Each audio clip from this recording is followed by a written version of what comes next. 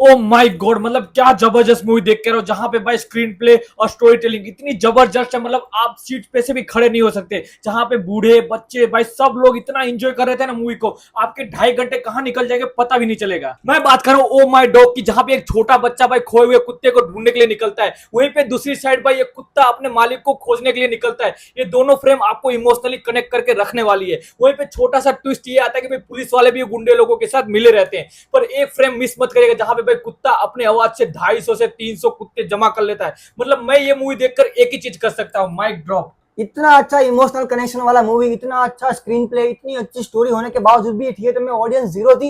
मतलब कहाँ है ऑडियंस भाई, बच्चे दिख रहे थे। तो भाई इस मूवी को ऑडियंस की जरूरत है, सब लोग जाओ इस मूवी को देखो, बिकॉज बहुत ही अच्छी डिजर्व करती है मूवी। और भाई सोच के देखो कि डॉग्स के साथ, एनिमल्स के साथ इस मूवी को कैसे शूट किया होगा मेकर्स ने।